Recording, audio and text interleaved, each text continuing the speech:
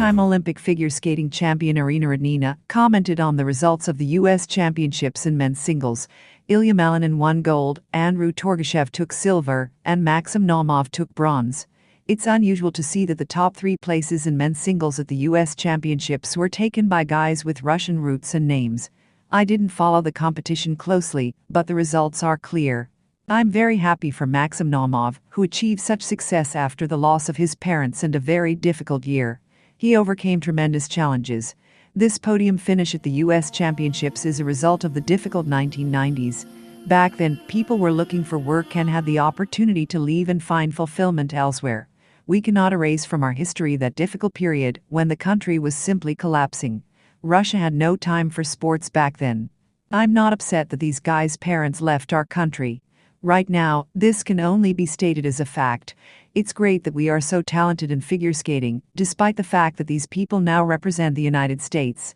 When I worked there, I was the only coach from the Soviet Union, but now America has many of not only our mentors, but also choreographers and, of course, athletes. In pair skating, Russian names are also at the top. The conclusion suggests itself that the Russian school of figure skating remains very strong. Rodnina said, Coach Sergei Davidov believes that in women's figure skating, victory will be impossible without Ultra-C elements. Now is the time when it seems you can win in women's singles without Ultra-C elements. No, it's almost impossible.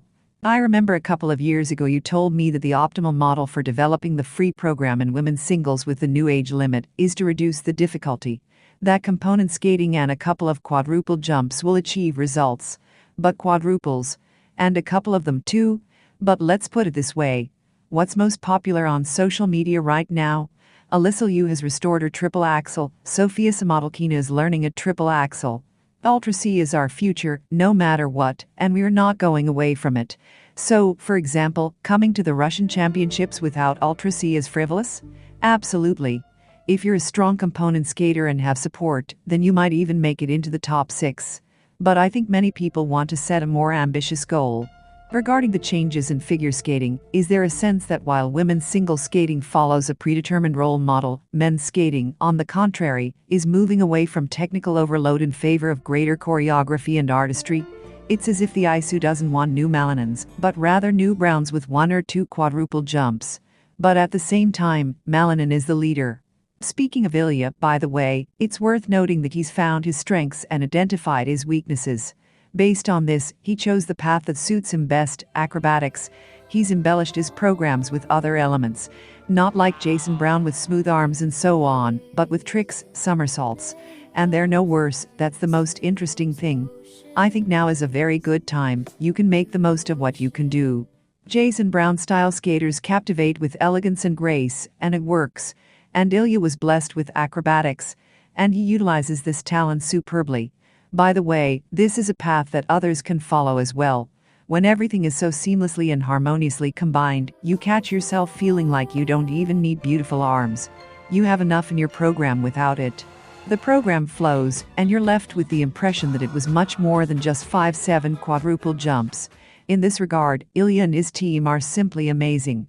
Davidov replied, Alexandra Ignatova and Aliona Kostornaia once again confirmed that mothers who are figure skaters are the most amazing people, ready to hit the ice at any moment and get into shape in no time. After the birth of their sons, both athletes clearly demonstrated their steely character. Sasha, the queen of quads, a woman who is naturally gifted with multi-rotational jumps, recovered all her triples in a very short time, even managing to recreate an Ultra-C element, a Lutz-Rittberger combination. Meanwhile, Aliona set a personal best, executing 10 clean throws, while simultaneously completing triple jumps, a twist, and death spirals. Kostornaia has already announced that a return to the sport is only a matter of time for her and her partner, Georgi Kanitsa. Ignatova hasn't made any such promises yet, but her form speaks for itself. If she so desires, she could pose a challenge. For now, the skaters have likely decided to hone their skills in a show format. They are set to compete in the new season of Ice Age. For Sasha and Aliona, this is a great opportunity to get back into the competitive groove and to relearn how to skate their programs, and given the more theatrical nature of the Ice Age routines, to hone their presentation skills.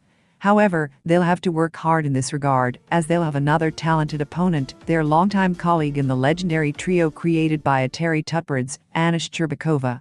Yes, all three will be back on the ice, and each will be trying to win. That's not to say the focus will be solely on these participants, as the list of other athletes is impressive. Elizaveta Tiktamasheva, Alexandra Stepanova, Sofia Akateva, Elizaveta Kudaiberdieva, Evgenia Tarasova, Tatyana Volosazher, and Tatyana Titmayanina. This time, the show's organizers decided to bring together Russia's most talented figure skaters in one project. But, more importantly, they thought through every detail, ensuring they were paired with worthy partners who would demonstrate a high level of skating from the very first episode. Many of them are confident skaters. For example, Alexandra Stepanova will be performing with the highly experienced Ivan Skobrev, an Olympic medalist and European and world champion in speed skating. Ivan has previously competed in Ice Age, once with Victoria Sinitsina, and once with Oksana Demnina, with whom he won the show in 2004. Another winner, this time in 2021, Fedor Fedotov, will be paired with Tatyana Titmayanina. Previously, the actor, who starred in the film Silver Skates, skated with Tatyana Volosazher. She also paired with Semyon Elistratov, an Olympic champion, world champion, and multiple European champion in short track speed skating. Most of the participants have a hockey background. Mark Rudakovsky, Elizaveta Tiktamasheva's partner, for example, is actively involved in the sport. Georgy Slavorosov, who will be joining Evgenia Tarasova, is also a hockey player and a participant in the TNT show Titans.